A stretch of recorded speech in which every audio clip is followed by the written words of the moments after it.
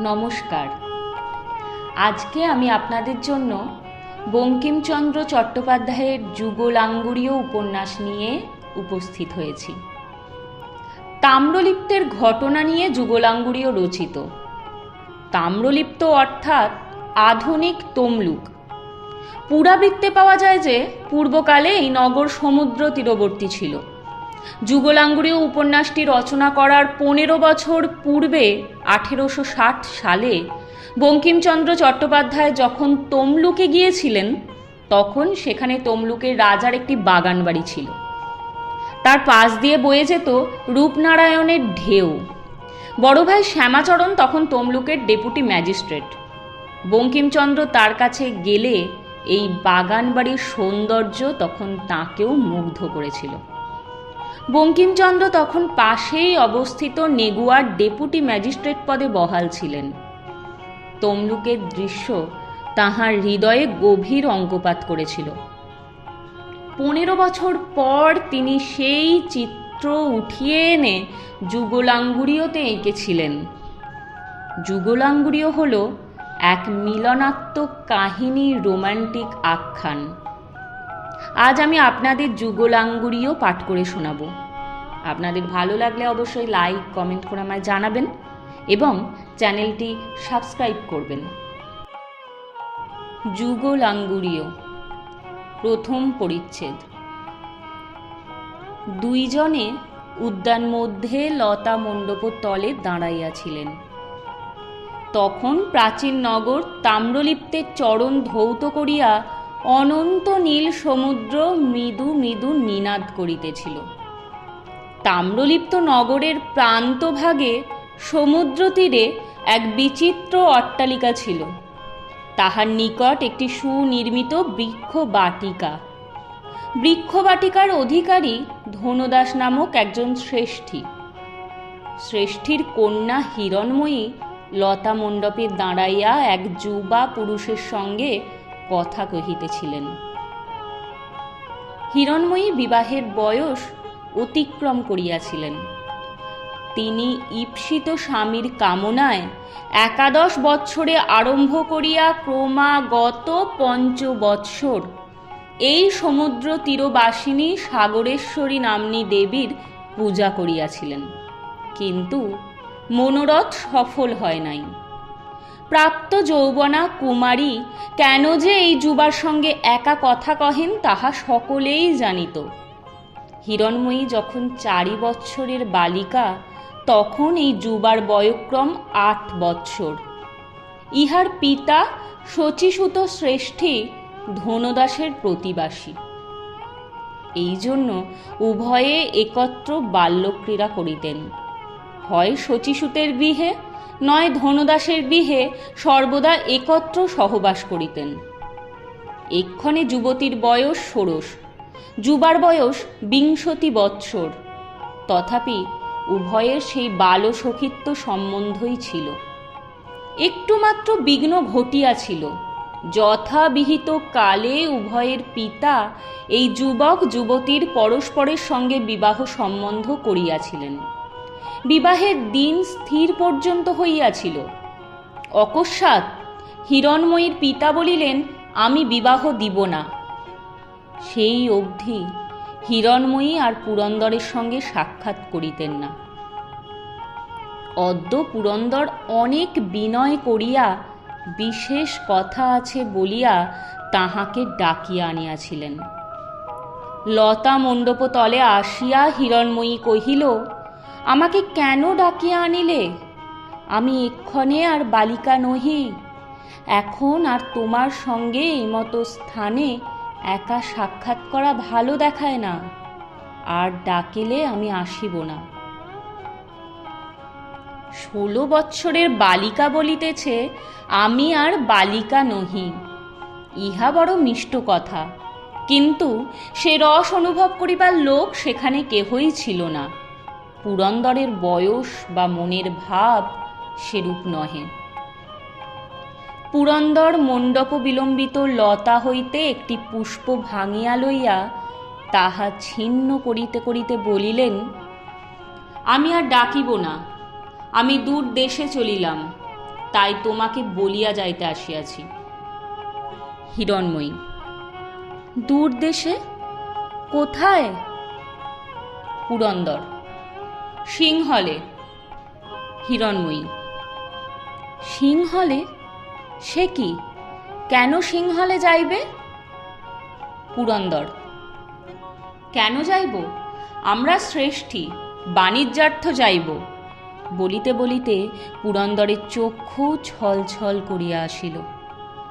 হিরণময়ী বিমনা হইলেন, কোনো কথা কহিলেন না।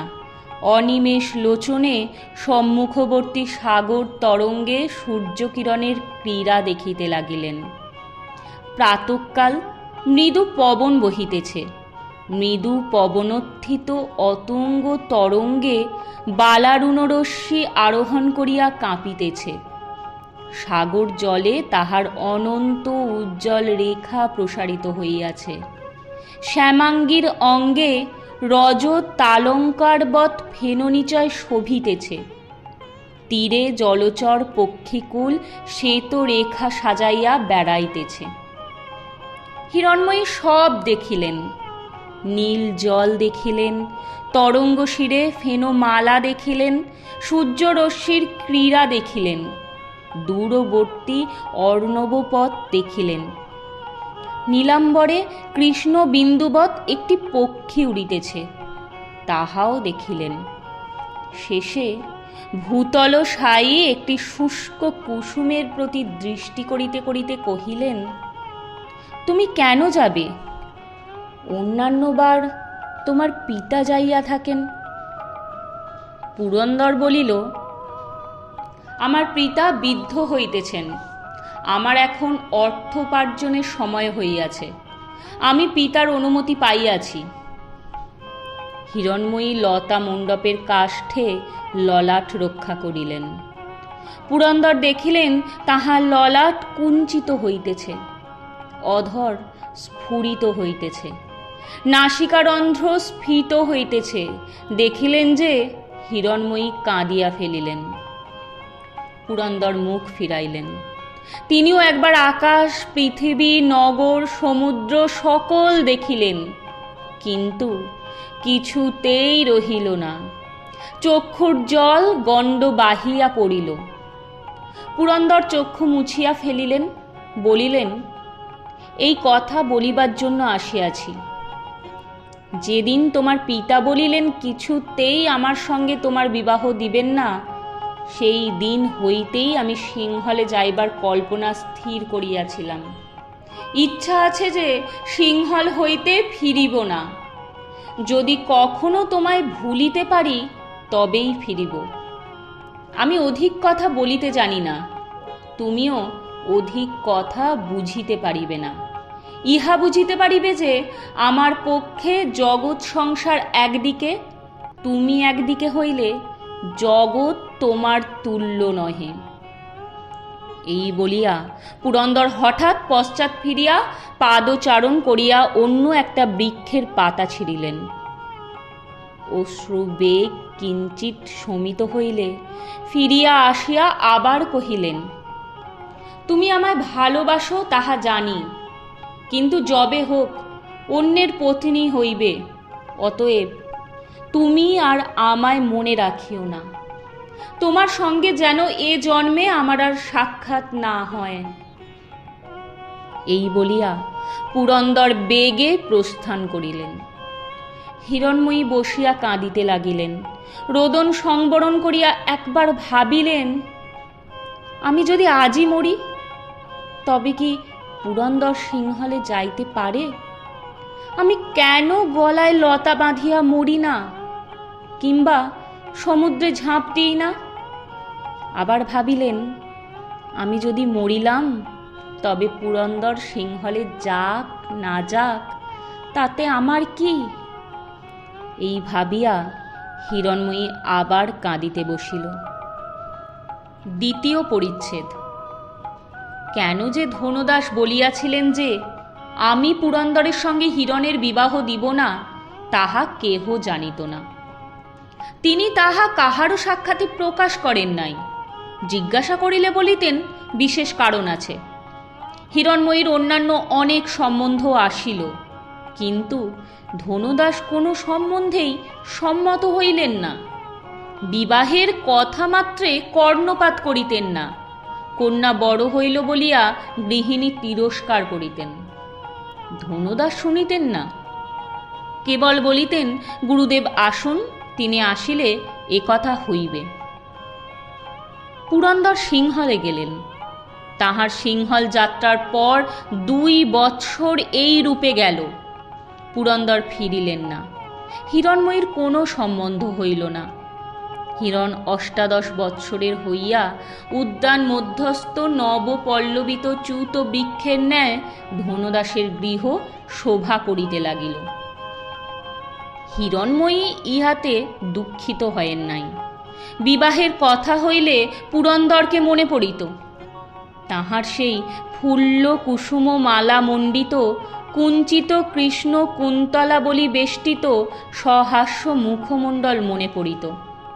তাহার সেই দ্বিরোদ শুভ্র স্কন্ধ দেশে স্বর্ণ পুষ্প শোভিত নীল উত্তরীয় মনে পড়িত।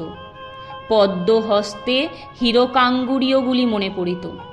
হিরণময়ী কাঁদিতেন। পিতার আজ্ঞা হইলে যাহাকে তাহাকে বিবাহ করিতে হইত, কিন্তু সে জীবন মৃত্যুবৎ হইত। তবে তাহার বিবাহোদ্যোগে পিতাকে অপ্রবৃত্ত দেখিয়া আহ্লাদিত হন বা না হন বিস্মিতা হইতেন। লোকে এত বয়স অবধি কন্যা অবিবাহিতা রাখে না, রাখিলেও তাহার সম্বন্ধ করে। তাহার পিতা সে কথায় কর্ণ পর্যন্ত দেন না কেন? একদিন অকস্মাৎ এ বিষয়ের কিছু সন্ধান পাইলেন। ধনদাস বাণিজ্য হেতু চীন দেশে নির্মিত একটি বিচিত্র কৌটা পাইয়াছিলেন। কৌটা অতি বৃহৎ। ধনদাসের পত্নী তাহাতে অলঙ্কার রাখিতেন। ধনদাস কতকগুলি নতুন অলঙ্কার প্রস্তুত করিয়া পত্নীকে উপহার দিলেন। শ্রেষ্ঠী পত্নী পুরাতন অলঙ্কারগুলি কৌটো সমেত কন্যাকে দিলেন। অলঙ্কারগুলি রাখা ঢাকা করিতে হিরণময়ী দেখিলেন যে তাহাতে একখানি ছিন্ন লিপির অর্ধাবশেষ রহিয়াছে। হিরণময়ী পড়িতে জানিতেন। তাহাতে প্রথমেই নিজের নাম দেখিতে পাইয়া কৌতূহলাবিষ্ট হইলেন। পড়িয়া দেখিলেন যে যে অর্ধাংশ আছে তাহাতে কোনো অর্থবোধ হয় না। কে কাহাকে লিখিয়াছিল তাহাও কিছুই বুঝা গেল না। কিন্তু তথাপি তাহা পড়িয়া হিরণময়ীর মহা ভীতি সঞ্চার হইল। ছিন্ন পত্রখণ্ড এইরূপ। জ্যোতিষী গণনা করিয়া দেখিলা, হিরণময়ী তুল্য সোনার পুত্তলি, বাহ হইলে ভয়ানক বিপদ, স্বর মুখ পরস্পরে হইতে পারে। হিরণময়ী কোনো অজ্ঞাত বিপদ আশঙ্কা করিয়া অত্যন্ত ভীতা হইলেন। কাহাকে কিছু না বলিয়া পত্রখণ্ড তুলিয়া রাখিলেন। তৃতীয় পরিচ্ছেদ। 2 বৎসরের পর আরও 1 বৎসর গেল। তথাপি পুরন্দরের সিংহল হইতে আসার কোনো সংবাদ পাওয়া গেল না। কিন্তু হিরণময়ীর হৃদয়ে তাহার মূর্তি পূর্ববৎ উজ্জ্বল ছিল। তিনি মনে মনে বুঝিলেন যে পুরন্দরও তাহাকে ভুলিতে পারেন নাই, নচেত এতদিন ফিরিতেন। এইরূপে 2 আর 1 3 বৎসর গেলে অকস্মাৎ একদিন ধনদাস বলিলেন যে, চলো সপরিবারে কাশী যাইব। গুরুদেবের নিকট হইতে তাহার শিষ্য আসিয়াছেন। গুরুদেব সেইখানে যাইতে অনুমতি করিয়াছেন। তথায় হিরণময়ীর বিবাহ হইবে। সেইখানে তিনি পাত্র স্থির করিয়াছেন। ধনদাস পত্নী ও কন্যাকে লইয়া কাশী যাত্রা করিলেন। উপযুক্ত কালে কাশীতে উপনীত হইলে পর ধনদাসের গুরু আনন্দস্বামী আসিয়া সাক্ষাৎ করিলেন এবং বিবাহের দিন স্থির করিয়া যথাশাস্ত্র উদ্যোগ করিতে বলিয়া গেলেন। বিবাহের যথাশাস্ত্র উদ্যোগ হইল, কিন্তু ঘটা কিছুই হইল না। ধনদাসের পরিবারস্থ ব্যক্তি ভিন্ন কেহই জানিতে পারিল না যে বিবাহ উপস্থিত। কেবল শাস্ত্রীয় আচার সকল রক্ষা করা হইল মাত্র। বিবাহের দিন সন্ধ্যা উত্তীর্ণ হইল, এক প্রহর রাত্রে লগ্ন। তথাপি গৃহে যাহারা সচরাচর থাকে তাহারা ভিন্ন আর কেহ নাই। প্রতিবাসীরাও কেহ উপস্থিত নাই। এ পর্যন্ত ধনদাস ভিন্ন গৃহস্থ কেহই জানে না যে কে পাত্র, কোথাকার পাত্র। তবে সকলেই জানিত যে যেখানে আনন্দস্বামী বিবাহের সম্বন্ধ করিয়াছেন সেখানে কখনো অপাত্র স্থির করেন নাই। তিনি যে কেন পাত্রের পরিচয় ব্যক্ত করিলেন না তাহা তিনিই জানেন। তাহার মনের কথা বুঝিবে কে? একটি গৃহে পুরোহিত সম্প্রদানের উদ্যোগাদি করিয়া একাকী বসিয়া আছেন। বাহিরে ধনদাস একাকী বরের প্রতীক্ষা করিতেছেন। অন্তঃপুরে কন্যা শয্যা করিয়া হিরণময়ী বসিয়া আছেন। আর কোথাও কেহ নাই। হিরণময়ী মনে মনে ভাবিতেছেন, এ কি রহস্য! কিন্তু পুরন্দরের সঙ্গে যদি বিবাহ না হইল তবে যে হয় তাহার সঙ্গে বিবাহ হোক, সে আমার স্বামী হইবে না। এমন সময়ে ধনদাস কন্যাকে ডাকিতে আসিলেন, কিন্তু তাহাকে সম্প্রদানের স্থানে লইয়া যাইবার পূর্বে বস্ত্রের দ্বারা তাহার দুই চক্ষু দৃঢ়তর বাঁধিলেন। হিরণময়ী কহিলেন, এ কি পিতা? ধনদাস কহিলেন, গুরুদেবের আজ্ঞা। তুমিও আমার আজ্ঞা মতো কার্য করো। মন্ত্রগুলি মনে মনে বলিও। শুনিয়া হিরণময়ী কোনো কথা কহিলেন না। ধনদাস দৃষ্টিহীনা কন্যার হস্ত ধরিয়া সম্প্রদানের স্থানে লইয়া গেলেন। হিরণময়ী তথায় উপনীত হইয়া যদি কিছু দেখিতে পাইতেন তাহা হইলে দেখিতেন যে পাত্রও তাহার ন্যায় আবৃত নয়ন। এই রূপে বিবাহ হইল। সেই স্থানে গুরু, পুরোহিত এবং কন্যাকর্তা ভিন্ন আর কেহ ছিল না। বর কন্যা কেহ কাহাকে দেখিল না, শুভদৃষ্টি হইল না। সম্প্রদানান্তে আনন্দস্বামী বরকন্যাকে কহিলেন যে, তোমাদিগের বিবাহ হইল, কিন্তু তোমরা পরস্পরকে দেখিলে না। কন্যার কুমারী নাম ঘুচানোই এই বিবাহের উদ্দেশ্য। ইহজন্মে কখনো তোমাদের পরস্পরের সাক্ষাৎ হইবে কিনা বলিতে পারি না। যদি হয় তবে কেহ কাহাকে চিনিতে পারিবে না। চিনিবার আমি একটি উপায় করিয়া দিতেছি। আমার হাতে দুইটি অঙ্গুরীয় আছে। দুইটি ঠিক এক প্রকার। অঙ্গুরীয় যে প্রস্তরে নির্মিত তাহা প্রায় পাওয়া যায় না, এবং অঙ্গুরীয়ের ভিতরের পৃষ্ঠে একটি ময়ূর অঙ্কিত আছে। ইহার একটি বরকে, একটি কন্যাকে দিলাম। এরূপ অঙ্গুরীয় অন্য কেহ পাইবে না। বিশেষ এই ময়ূরের চিত্র অননুকরণীয়। ইহা আমার স্বহস্ত খোদিত। যদি কন্যা কোনো পুরুষের হস্তে এইরূপ অঙ্গুরীয় দেখেন তবে জানিবেন যে সেই পুরুষ তাহার স্বামী। যদি বর কখনো কোনো স্ত্রী লোকের হস্তে এরূপ অঙ্গুরীয় দেখেন তবে জানিবেন যে তিনি তাহার পত্নী। তোমরা কেহ এ অঙ্গুরীয় হারাইও না বা কাহাকে দিও না। অন্যাভাব হইলেও বিক্রয় করিও না।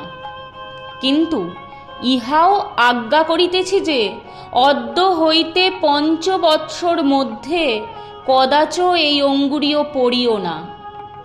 অদ্য আষাঢ় মাসের শুক্লা পঞ্চমী, রাত্রি 11 দণ্ড হইয়াছে। ইহার পর 5ম আষাঢ়ের শুক্লা পঞ্চমীর 11 দণ্ড রাত্রি পর্যন্ত অঙ্গুরীয় ব্যবহার নিষেধ করিলাম।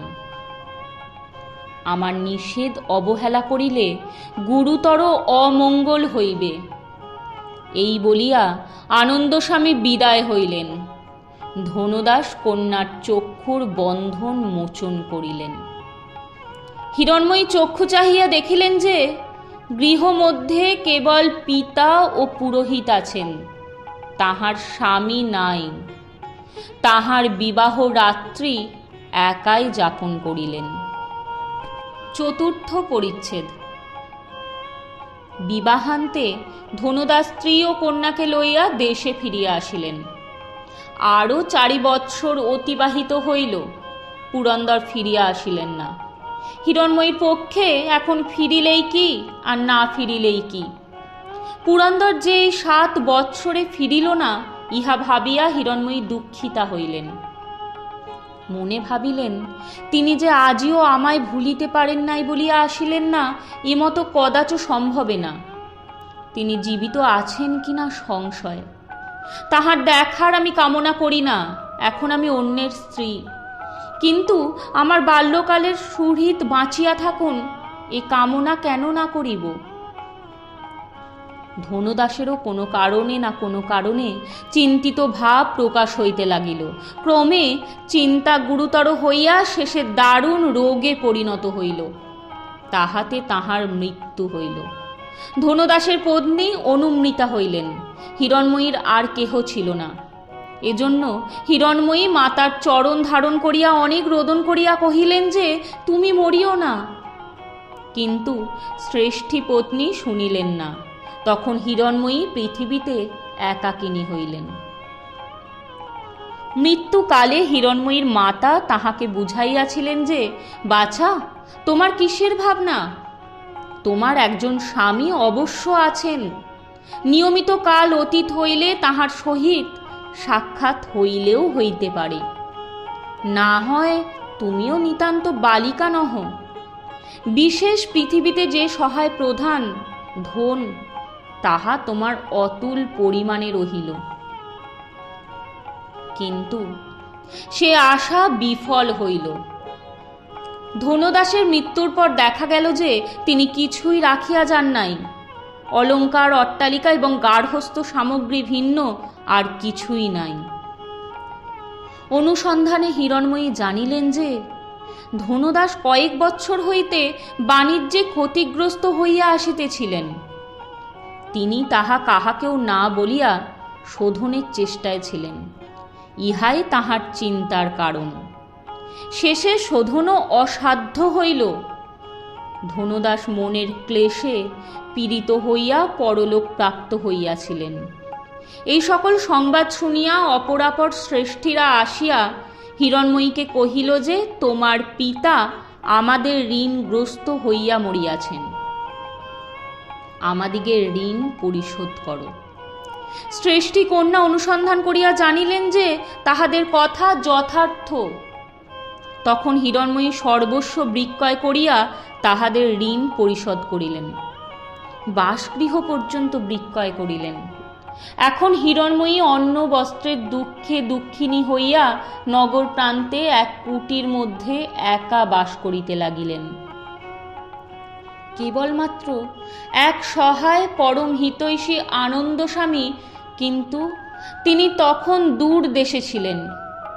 হিরণময়ীর এমন একটি লোক ছিল না যে আনন্দস্বামীর নিকট প্রেরণ করেন।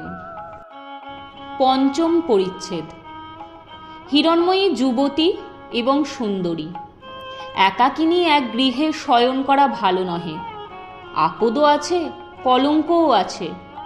অমলা নামে এক গোপকন্যা হিরণময়ীর প্রতিবাসিনী ছিল। সে বিধবা। তাহার একটি কিশোর বয়স্ক পুত্র এবং কয়েকটি কন্যা। তাহার যৌবনকাল অতীত হইয়াছিল। সচ্চরিত্রা বলিয়া তাহার খ্যাতি ছিল। হিরণময়ী রাত্রিতে আসিয়া তাহার গৃহে শয়ন করিতেন। একদিন হিরণময়ী অমলার গৃহে শয়ন করিতে আসিলে পর অমলা তাহাকে কহিল, সংবাদ শুনিয়াছ, পুরন্দর শ্রেষ্ঠী নাকি 8 বৎসরের পর নগরে ফিরিয়া আসিয়াছে। শুনিয়া হিরণময়ী মুখ ফিরাইলেন। চক্ষুর জল অমলা না দেখিতে পায়। পৃথিবীর সঙ্গে হিরণময়ীর শেষ সম্বন্ধ ঘুচিল। পুরন্দর তাহাকে ভুলিয়া গিয়াছে, নচেত ফিরিত না। পুরন্দর এক্ষণে মনে রাখুক বা ভুলুক, তাহার লাভ বা ক্ষতি কি? তথাপি যাহার স্নেহের কথা ভাবিয়া যাবজ্জীবন কাটাইয়াছেন, সে ভুলিয়াছে ভাবিতে হিরণময়ীর মনে কষ্ট হইল। হিরণময়ী একবার ভাবিলেন, ভুলেন নাই কতকাল আমার জন্য বিদেশে থাকিবেন, বিশেষ তাহাতে তাহার পিতার মৃত্যু হইয়াছে, আর দেশে না আসিলে চলিবে কেন? আবার ভাবিলেন, আমি কুলোটা সন্দেহ নাই, নহিলে পুরন্দরের কথা মনে করি কেন? অমলা কহিল, পুরন্দরকে কি তোমার মনে পড়িতেছে না? পুরন্দর শচীসুত শেঠির ছেলে। হিরণময়ী, চিনি। অমলা, তা সে ফিরে এসেছে, কত নৌকা যে ধন এনেছে তাহা গুণে সংখ্যা করা যায় না। এত ধন নাকি এ তমলিপে কেহ কখনো দেখে নাই। হিরণময়ীর হৃদয়ে রক্ত একটু খড় বহিল। তাহার দারিদ্র দশা মনে পড়িল, পূর্ব সম্বন্ধও মনে পড়িল। দারিদ্রের জ্বালা বড় জ্বালা। তাহার পরিবর্তে এই অতুল ধনরাশি হিরণময়ীর হইতে পারিত, ইহা ভাবিয়া যাহার খড় রক্ত না বহে এমন স্ত্রীলোক অতি অল্প আছে। হিরণময়ী ক্ষণিক কাল অন্যমনে থাকিয়া পরে অন্য প্রসঙ্গ তুলিল। সে শয়নকালে জিজ্ঞাসা করিল, অমলে, সেই শ্রেষ্ঠী পুত্রের বিবাহ হইয়াছে? অমলা কহিল, না, বিবাহ হয় নাই। হিরণময়ীর ইন্দ্রিয় সকল অবশ হইল। সে রাত্রিতে আর কোনো কথা হইল না। ষষ্ঠ পরিচ্ছেদ। পরে একদিন অমলা হাসি মুখে হিরণময়ীর নিকটে আসিয়া মধুর ভৎসনা করিয়া কহিল, হাগা বাছা, তোমার কি এমনই ধর্ম? হিরণময়ী কহিল, কি করিয়াছি? অমলা, আমার কাছে এতদিন তা বলিতে নাই। হিরণময়ী, কি বলি নাই? অমলা, পুরন্দর শেঠের সঙ্গে তোমার এত আত্মীয়তা? হিরণময়ী ঈশলজ্জিতা হইলেন, বলিলেন, তিনি বাল্যকালে আমার প্রতিবাসী ছিলেন, তার বলিব কি? অমলা, শুধু প্রতিবাসী? দেখো দেখি কি এনেছি। এই বলিয়া অমলা একটি কৌটা বাহির করিল।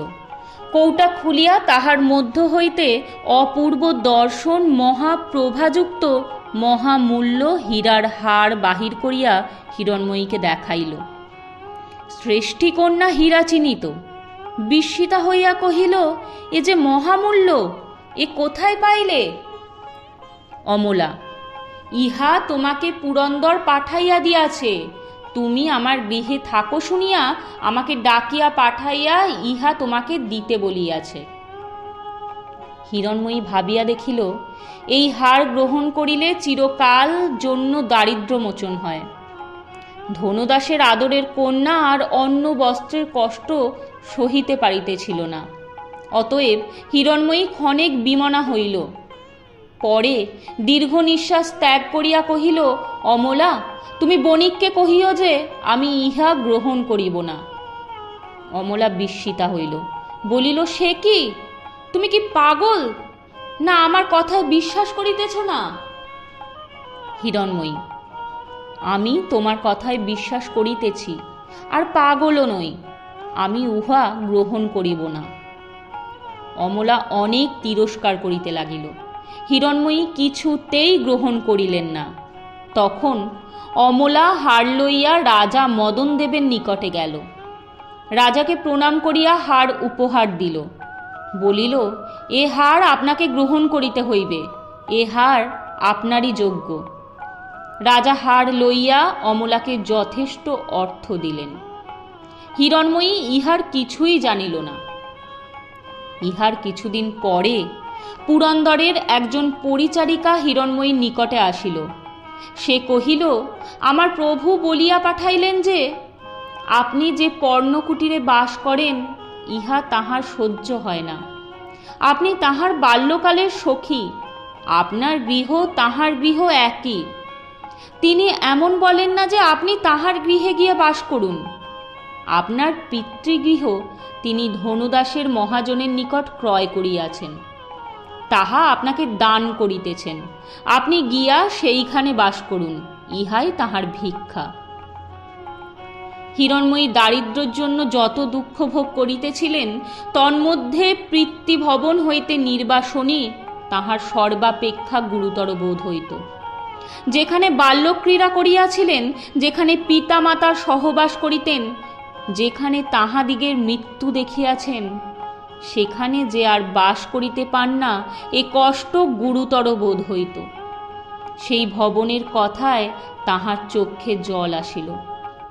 তিনি পরিচারিকাকে আশীর্বাদ করিয়া কহিলেন, এ দান আমার গ্রহণ করা উচিত নহে, কিন্তু আমি এ লোভ সংবরণ করিতে পারিলাম না। তোমার প্রভুর সর্বপ্রকার মঙ্গল হোক। পরিচারিকা প্রণাম করিয়া বিদায় হইল। অমলা উপস্থিতা ছিল। হিরণময়ী তাহাকে বলিলেন, অমলা, তথায় আমার একা বাস করা যাইতে পারে না, তুমিও তথায় বাস করিবে চলো। অমলা স্বীকৃত হইল। উভয়ে গিয়া ধনদাসের গৃহে বাস করিতে লাগিলেন। তথাপি অমলাকে সর্বদা পুরন্দরের গৃহে যাইতে হিরণময়ী একদিন নিষেধ করিলেন। অমলা আর যাইত না। পিতৃগৃহে গমনাবধি হিরণময়ী একটা বিষয়ে বড় বিস্মিতা হইলেন। একদিন অমলা কহিল, তুমি সংসার নির্বাহের জন্য ব্যস্ত হইও না বা শারীরিক পরিশ্রম করিও না।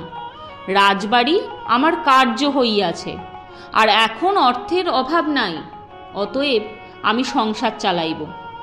তুমি সংসারে কর্ত্রী হইয়া থাকো। হিরণময়ী দেখিলেন অমলার অর্থের বিলক্ষণ প্রাচুর্য। মনে মনে নানা প্রকার সন্দিহান হইলেন। সপ্তম পরিচ্ছেদ। বিবাহের পর পঞ্চম আষাঢ়ের শুক্লা পঞ্চমী আসিয়া উপস্থিত হইল। হিরণময়ী একথা স্মরণ করিয়া সন্ধ্যাকালে বিমনা হইয়া বসিয়াছিলেন। ভাবিতেছিলেন, গুরুদেবের আজ্ঞানুসারে আমি কালই হইতে অঙ্গুরীয়টি পড়িতে পারি, কিন্তু পড়িব কি? পড়িয়া আমার কি লাভ? হয়তো স্বামী পাইব, কিন্তু স্বামী পাইবার আমার বাসনা নাই। অথবা চিরকালের জন্য কেনই বা পরের মূর্তি মনে আঁকিয়া রাখি? এ দুরন্ত হৃদয়কে শাসিত করাই উচিত, নহিলে ধর্মে পতিত হইতেছি। এমন সময়ে অমলা বিস্ময় বিহ্বলা হইয়া আসিয়া কহিল, কি সর্বনাশ! আমি কিছুই বুঝিতে পারিতেছি না, না জানি কি হইবে। হিরণময়ী, কি হইয়াছে? অমলা, রাজপুরী হইতে তোমার জন্য শিবিকা লইয়া দাস দাসী আসিয়াছে, তোমাকে লইয়া যাইবে। হিরণময়ী, তুমি পাগল হইয়াছ? আমাকে রাজবাড়ি হইতে লইতে আসিবে কেন?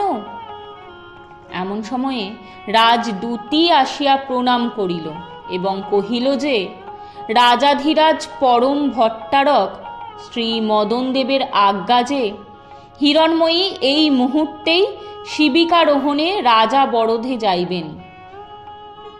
হিরণময়ী বিস্মিতা হইলেন, কিন্তু অস্বীকার করিতে পারিলেন না। রাজাজ্ঞা অলঙ্ঘ্য। বিশেষ রাজা মদনদেবের অবরোধে যাইতে কোনো শঙ্কা নাই। রাজা পরম ধার্মিক এবং জিতেন্দ্রীয় বলিয়া খ্যাত। তাহার প্রতাপে কোনো রাজপুরুষও কোনো স্ত্রী লোকের উপর কোনো অত্যাচার করিতে পারে না। হিরণময়ী অমলাকে বলিলেন, অমলে, আমি রাজদর্শনে যাইতে সম্মতা, তুমি সঙ্গে চলো। অমলা স্বীকৃতা হইল। তৎসমভিব্যাহারে শিবিকারোহণে হিরণময়ী রাজা বরদ মধ্যে প্রবিষ্টা হইলেন। প্রতিহারী রাজাকে নিবেদন করিল যে শ্রেষ্ঠী কন্যা আসিয়াছে। রাজাজ্ঞা পাইয়া প্রতিহারী একা হিরণময়ীকে রাজসমক্ষে লইয়া আসিল। অমলা বাহিরে রহিল। অষ্টম পরিচ্ছেদ। হিরণময়ী রাজাকে দেখিয়া বিস্মিতা হইলেন। রাজা দীর্ঘাকৃতি পুরুষ, কবাট বক্ষ, দীর্ঘ হস্ত, অতি সুগঠিত আকৃতি, ললাট প্রশস্ত, বিস্ফারিত আয়ত চক্ষু, শান্ত মূর্তি। এরূপ সুন্দর পুরুষ কদাচিৎ স্ত্রীলোকের নয়ন পথে পড়ে। রাজাও শ্রেষ্ঠী কন্যাকে দেখিয়া জানিলেন যে রাজা বরধেও এরূপ সুন্দরী দুর্লভ। রাজা কহিলেন, তুমি হিরণ্ময়ী? হিরণ্ময়ী কহিলেন, আমি আপনার দাসী। রাজা কহিলেন, কেন তোমাকে ডাকাইয়াছি তাহা শুনো। তোমার বিবাহের কথা মনে পড়ে? হিরণ্ময়ী, পড়ে। রাজা, সেই রাত্রে আনন্দস্বামী তোমাকে যে অঙ্গুরীয় দিয়াছিলেন তাহা তোমার কাছে আছে? হিরণ্ময়ী, মহারাজ, সে অঙ্গুরীয় আছে, কিন্তু সে সকল অতি গুহ্য বৃত্তান্ত কি প্রকারে আপনি তাহা অবগত হইলেন? রাজা তাহার কোনো উত্তর না দিয়া কহিলেন, সে অঙ্গুরীয় কোথায় আছে, আমাকে দেখাও। হিরণ্ময়ী কহিলেন, উহা আমি গৃহে রাখিয়া আসিয়াছি। ৫ বৎসর পরিপূর্ণ হইতে আরও কয়েক দণ্ড বিলম্ব আছে, অতএব তাহা পড়িতে আনন্দস্বামীর যে নিষেধ ছিল তাহা এখনো আছে। রাজা, ভালোই, কিন্তু সেই অঙ্গুরীয়ের অনুরূপ দ্বিতীয় যে অঙ্গুরীয় তোমার স্বামীকে আনন্দস্বামী দিয়াছিলেন তাহা দেখিলে চিনিতে পারিবে? হিরণ্ময়ী, উভয় অঙ্গুরীয় একই রূপ, সুতরাং দেখিলে চিনিতে পারিব। তখন প্রতিহারী রাজাজ্ঞা প্রাপ্ত হইয়া এক সুবর্ণের কৌটা আনিল। রাজা তাহার মধ্য হইতে একটি অঙ্গুরীয় লইয়া বলিলেন, দেখো, এই অঙ্গুরীয় কাহার? হিরণ্ময়ী অঙ্গুরীয় প্রদীপালোকে বিলক্ষণ নিরীক্ষণ করিয়া বলিলেন, দেব, এই আমার স্বামীর অঙ্গুরীয় বটে, কিন্তু আপনি ইহা কোথায় পাইলেন? পরে কিয়ৎক্ষণ চিন্তা করিয়া বলিলেন, দেব, ইহাতে জানিলাম যে আমি বিধবা হইয়াছি। স্বজনহীন মৃতের ধন আপনার হস্তগত হইয়াছে, নহিলে তিনি জীবিতাবস্থায় ইহা ত্যাগ করিবার সম্ভাবনা ছিল না। রাজা হাসিয়া কহিলেন, আমার কথায় বিশ্বাস করো, তুমি বিধবা নহ। হিরণ্ময়ী, তবে আমার স্বামী আমার অপেক্ষাও দরিদ্র, ধন লোভে ইহা বিক্রয় করিয়াছেন। রাজা, তোমার স্বামী ধনী ব্যক্তি। হিরণ্ময়ী, তবে আপনি বলে ছলে কৌশলে তাহার নিকট ইহা অপহরণ করিয়াছেন। রাজা এই দুঃসাহসিক কথা শুনিয়া বিস্মিত হইলেন, বলিলেন, তোমার বড় সাহস! রাজা মদনদেব চোর, ইহা আর কেহ বলে না। হিরণ্ময়ী, নচেত আপনি এ অঙ্গুরীয় কোথায় পাইলেন? রাজা, আনন্দস্বামী তোমার বিবাহের রাত্রে ইহা আমার অঙ্গুলিতে পড়াইয়া দিয়াছেন। হিরণ্ময়ী তখন লজ্জায় অধোমুখী হইয়া কহিলেন, আর্যপুত্র, আমার অপরাধ ক্ষমা করুন, আমি চপলা, না জানিয়া কটু কথা বলিয়াছি। ৯ম পরিচ্ছেদ। হিরণ্ময়ী রাজমহিষী। ইহা শুনিয়া হিরণ্ময়ী অত্যন্ত বিস্মিতা হইলেন, কিন্তু কিছুমাত্র আহ্লাদিত হইলেন না, বরং বিষণ্ণা হইলেন। ভাবিতে লাগিলেন যে আমি এতদিন পুরন্দরকে পাই নাই বটে, কিন্তু পরপত্নীত্বের যন্ত্রণা ভোগ করি নাই। এক্ষণ হইতে আমার সে যন্ত্রণা আরম্ভ হইল, আর আমি হৃদয় মধ্যে পুরন্দরের পত্নী কি প্রকারে অন্যান্য রাগিনী হইয়া এই মহাত্মার গৃহ কলঙ্কিত করব। হিরণ্ময়ী এইরূপ ভাবিতেছিলেন। এমতো সময়ে রাজা বলিলেন, হিরণ্ময়ী, তুমি আমার মহিষী বটে, কিন্তু তোমাকে গ্রহণ করিবার পূর্বে আমার কয়েকটি কথা জিজ্ঞাস্য আছে। তুমি বিনামূল্যে পুরন্দরের গৃহে বাস করো কেন? হিরণ্ময়ী অধোবদন হইলেন। রাজা পুনরপি জিজ্ঞাসা করিলেন, তোমার দাসী অমলা সর্বদা পুরন্দরের গৃহে যাতায়াত করে কেন? হিরণ্ময়ী আরও লজ্জাবনতমুখী হইয়া রহিলেন। ভাবিতেছিলেন, রাজা মদনদেব কি সর্বজ্ঞ? তখন রাজা কহিলেন, আর একটা গুরুতর কথা আছে। তুমি পর নারী হইয়া পুরন্দর প্রদত্ত হীরক হার গ্রহণ করিয়াছিলে কেন? এবার হিরণ্ময়ী কথা কহিলেন, বলিলেন, আর্যপুত্র, জানিলাম আপনি সর্বজ্ঞ নহেন। হীরক হার আমি ফিরাইয়া দিয়াছি। রাজা, তুমি সেই হার আমার নিকট বিক্রয় করিয়াছ, এই দেখো সেই হার। এই বলিয়া রাজা কৌটার মধ্য হইতে হার বাহির করিয়া দেখাইলেন। হিরণময়ী হীরক হার চিনিতে পারিয়া বিস্মিতা হইলেন, কহিলেন, আর্যপুত্র, এ হার কি আমি স্বয়ং আসিয়া আপনার কাছে বিক্রয় করিয়াছি? রাজা, না, তোমার দাসী বা দূতি অমলা আসিয়া বিক্রয় করিয়াছে। তাহাকে ডাকাইব? হিরণময়ীর অমর্ষান্বিত বদনমণ্ডলে একটু হাসি দেখা দিল। বলিলেন, আর্যপুত্র, অপরাধ ক্ষমা করুন। অমলাকে ডাকাইতে হইবে না, আমি এ বিক্রয় স্বীকার করিতেছি। এবার রাজা বিস্মিত হইলেন, বলিলেন, স্ত্রীলোকের চরিত্র অভাবনীয়। তুমি পরের পত্নী হইয়া পুরন্দরের নিকট কেন এ হার গ্রহণ করিলে? হিরণময়ী, প্রণয় উপহার বলিয়া গ্রহণ করিয়াছি। রাজা আরও বিস্মিত হইলেন, জিজ্ঞাসা করিলেন, সে কি? কি প্রকারের প্রণয় উপহার? হিরণময়ী, আমি কুলোটা মহারাজ, আমি আপনার গ্রহণের যোগ্যা নহি, আমি প্রণাম করিতেছি, আমাকে বিদায় দিন। আমার সঙ্গে বিবাহ বিস্মৃত হন। হিরণময়ী রাজাকে প্রণাম করিয়া গমনোদ্যত হইয়াছেন। এমন সময়ে রাজার বিস্ময় বিকাশক মুখকান্তি অকস্মাৎ প্রফুল্ল হইল। তিনি উচ্চ হাস্য করিয়া উঠিলেন। হিরণময়ী ফিরিল। রাজা কহিলেন, হিরণময়ী, তুমিই জিতিলে, আমি হারিলাম। তুমি কুলোটা নহ, আমি তোমার স্বামী নহি, যাইও না। হিরণময়ী, মহারাজ, তবে এ কাণ্ডটা কি আমাকে বুঝাইয়া বলুন। আমি অতি সামান্যা স্ত্রী, আমার সঙ্গে আপনার তুল্য গম্ভীর প্রকৃতি রাজাধিরাজের রহস্য সম্ভবে না। রাজা হাস্য ত্যাগ না করিয়া বলিলেন, আমার ন্যায় রাজারই এরূপ রহস্য সম্ভবে। 6 বৎসর হইল তুমি একখানি পত্রার্ধ অলঙ্কার মধ্যে পাইয়াছিলে, তাহা কি আছে? হিরণময়ী, মহারাজ, আপনি সর্বজ্ঞই বটে, পত্রার্ধ আমার গৃহে আছে। রাজা, তুমি শিবিকারোহণে পুনশ্চ গৃহে গিয়া সেই পত্রার্ধ লইয়া আইসো। তুমি আসিলে আমি সকল কথা বলিব। হিরণময়ী রাজার আজ্ঞায় শিবিকারোহণে স্বগৃহে প্রত্যাগমন করিলেন এবং তথা হইতে সেই পূর্ব বর্ণিত পত্রার্ধ লইয়া পুনশ্চ রাজ সন্নিধানে আসিলেন। রাজা সেই পত্রার্ধ দেখিয়া আর একখানি পত্রার্ধ কৌটা হইতে বাহির করিয়া হিরণময়ীকে দিলেন। বলিলেন, উভয় অর্ধকে মিলিত করো। হিরণময়ী উভয় অর্ধ মিলিত করিয়া দেখিলেন, মিলিল।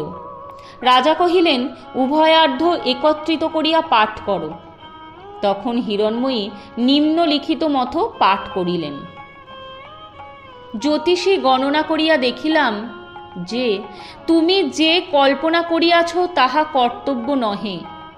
হিরণময়ী তুল্য সোনার পুত্তলিকে কখনো চিরবৈধব্যে নিক্ষিপ্ত করা যাইতে পারে না। তাহার বিবাহ হইলে ভয়ানক বিপদ, তাহার চিরবৈধব্য ঘটিবে গণনার দ্বারা জানিয়াছি। তবে 5 বৎসর পর্যন্ত পরস্পরে যদি দম্পতি মুখদর্শন না করে, তবে এই গ্রহ হইতে যাহাতে নিষ্কৃতি হইতে পারে তাহার বিধান আমি করিতে পারি। পাঠ সমাপন হইলে রাজা কহিলেন, এই লিপি আনন্দস্বামী তোমার পিতাকে লিখিয়াছিলেন।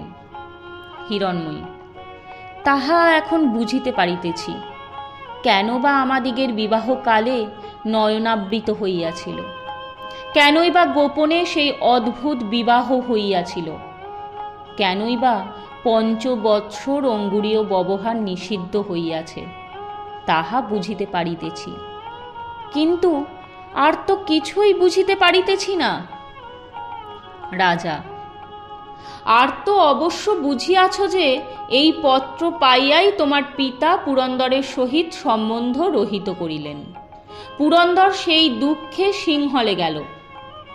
এদিকে আনন্দস্বামী পত্রানুসন্ধান করিয়া একটি পাত্র স্থির করিলেন। পাত্রের কোষ্ঠী গণনা করিয়া জানিলেন যে পাত্রটির 80 বৎসর পরমায়ু।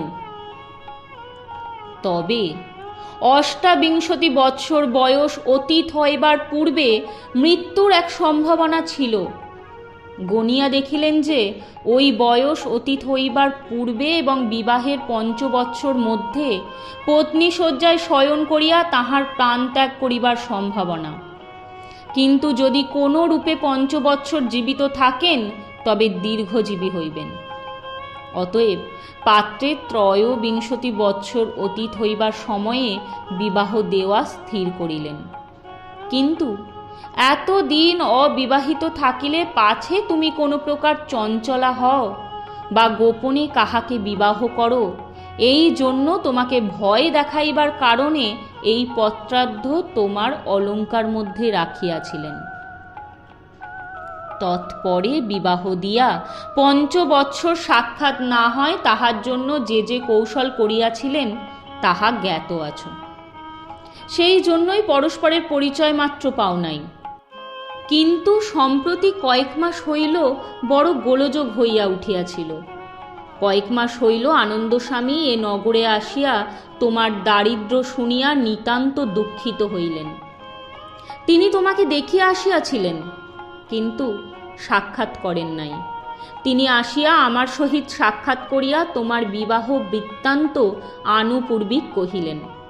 পরে কহিলেন, আমি যদি জানিতে পারিতাম যে হিরণময়ী এরূপ দরিদ্রাবস্থায় আছে, তাহা হইলে আমি উহা মোচন করিতাম। এক্ষণে আপনি উহার প্রতিকার করিবেন। এ বিষয়ে আমাকেই আপনার ঋণই জানিবেন। আপনার ঋণ আমি পরিশোধ করিব। সম্প্রতি আমার আরেকটি অনুরোধ রক্ষা করিতে হইবে। হিরণময়ীর স্বামী এই নগরে বাস করিতেছেন। উহাদের পরস্পর সাক্ষাৎ না হয় ইহা আপনি দেখিবেন। এই বলিয়া তোমার স্বামীর পরিচয়ও আমার নিকট দিলেন। সেই অবধি অমলা যে অর্থ ব্যয়ের দ্বারা তোমার দারিদ্র দুঃখ মোচন করিয়া আসিতেছে তাহা আমা হইতে প্রাপ্ত।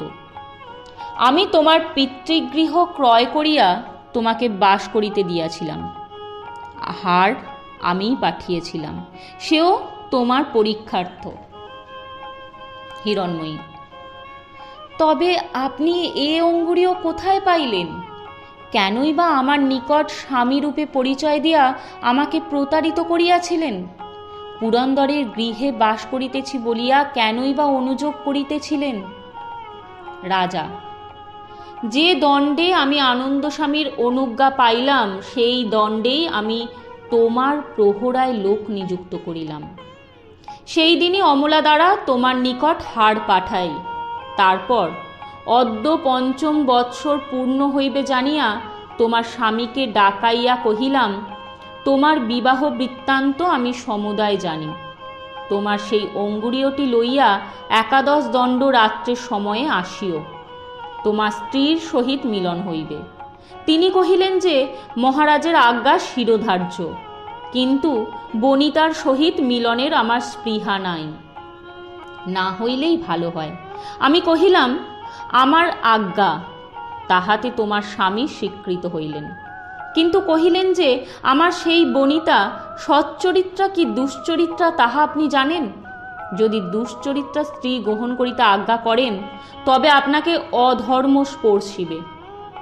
আমি উত্তর করিলাম, অঙ্গুরীয়টি দিয়ে যাও, আমি তোমার স্ত্রীর চরিত্র পরীক্ষা করিয়া গ্রহণ করিতে বলিব। তিনি কহিলেন, এ অঙ্গুরীয় অন্যকে বিশ্বাস করিয়া দিতাম না, কিন্তু আপনাকে অবিশ্বাস নাই। আমি অঙ্গুরীয় লইয়া তোমার যে পরীক্ষা করিয়াছি তাহাতে তুমি জয়ী হইয়াছ। হিরণময়ী, পরীক্ষা তো কিছুই বুঝিতে পারিলাম না। এমন সময়ে রাজপুরে মঙ্গল সূচক ঘোরতর বাদ্যোদ্যম হইয়া উঠিল। রাজা কহিলেন, রাত্রি 11 দণ্ড অতীত হইল, পরীক্ষার কথা পশ্চাৎ বলিব। এক্ষণে তোমার স্বামী আসিয়াছেন, শুভ লগ্নে তাহার সহিত শুভ দৃষ্টি করো। তখন পশ্চাৎ হইতে সেই কক্ষের দ্বার উদ্ঘাটিত হইল। একজন মহাকায় পুরুষ সেই দ্বারো পথে কক্ষ মধ্যে প্রবেশ করিল। রাজা কহিলেন, হিরণময়ী, ইনিই তোমার স্বামী। হিরণময়ী চাহিয়া দেখিলেন তাহার মাথা ঘুরিয়া গেল, জাগ্রত স্বপ্নের ভেদজ্ঞান শূন্য হইলেন। দেখিলেন পুরন্দর। উভয়ে উভয়কে নিরীক্ষণ করিয়া স্তম্ভিত, উন্মত্ত প্রায় হইলেন। কেহই যেন কথা বিশ্বাস করিলেন না। রাজা পুরন্দরকে কহিলেন, সুহৃদ, হিরণময়ী তোমার যোগ্যা পত্নী, আদরে গৃহে লইয়া যাও। ইনি অদ্যপি তোমার প্রতি পূর্ববৎ স্নেহময়ী। আমি দিবা রাত্র ইহাকে প্রহরাতে রাখিয়াছিলাম, তাহাতে বিশেষ জানি যে ইনি অনন্যানুরাগিনী। তোমার ইচ্ছাক্রমে উহার পরীক্ষা করিয়াছি। আমি উহার স্বামী বলিয়া পরিচয় দিয়াছিলাম, কিন্তু রাজ্য লোভেও হিরণময়ী লুব্ধ হইয়া তোমাকে ভুলেন নাই। আপনাকে হিরণময়ী স্বামী বলিয়া পরিচিত করিয়া ইঙ্গিতে জানাইলাম যে হিরণময়ীকে তোমার প্রতি অসৎ প্রণয়াসক্ত বলিয়া সন্দেহ করি।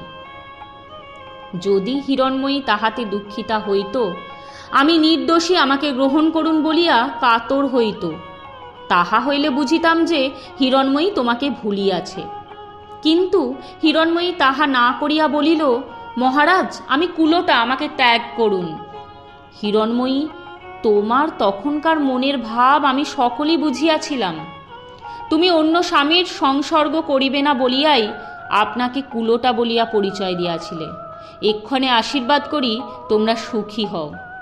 হিরণময়ী, মহারাজ, আমাকে আরেকটি কথা বুঝাইয়া দিন।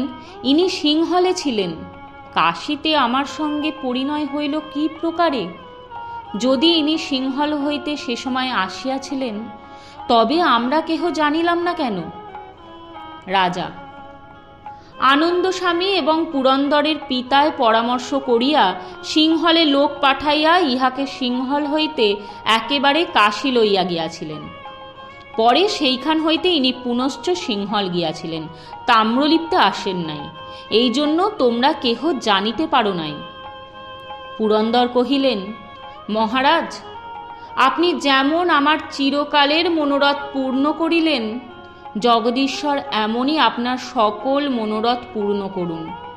অদ্য আমি যেমন সুখী হইলাম, এমন সুখী কেহ আপনার রাজ্যে কখনো বাস করে নাই। বঙ্কিমচন্দ্র চট্টোপাধ্যায়ের যুগলাঙ্গুরীয় উপন্যাসটি এখানেই সমাপ্ত হলো। আপনাদের ভালো লাগলে অবশ্যই লাইক, কমেন্ট করে সাথে থাকবেন এবং চ্যানেলটি সাবস্ক্রাইব করবেন। ধন্যবাদ।